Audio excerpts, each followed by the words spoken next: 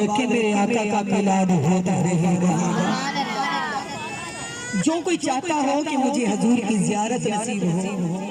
اللہ تعالیٰ مجھے رزق عطا کرے، اولاد عطا کرے، خوشی عطا کرے، تو اس کو چاہیے کہ یکم ربیع الاول سے لے کر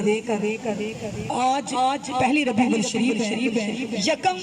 ربیع الاول شریف سے لے کر بعد نماز عشاء، جو کوئی پہلی ربیع الاول سے لے کر بعد نماز عشاء 4 رکعت نماز نفل ادا کرے اور ہر رکعت میں 21 مرتبہ سورہ اخلاص پڑھے اور ان 4 رکعتوں کا نفلوں کا ثواب مدینے کے تاجدار کو پیش کرے اور سونے سے پہلے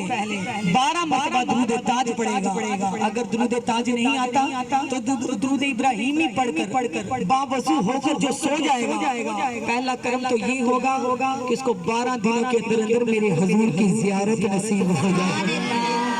میرے کریم آقا کی، حسنین کے نانا حضور کی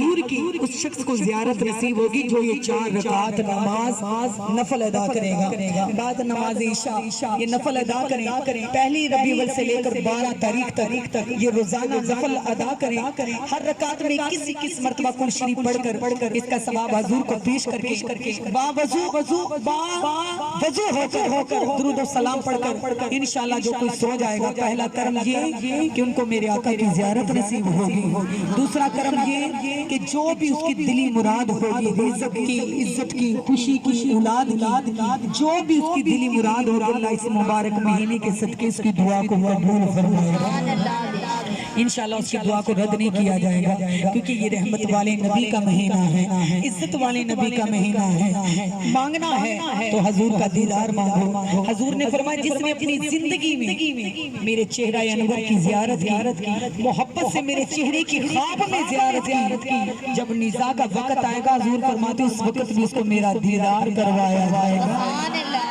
کتنا وہ خوش نصیب انسان ہے کہ جس کی آنکھوں نے میرے نبی کونین کو دیکھا ہو۔ کہتے ہیں کہ اس عاشق دے بھاگ سگلڑے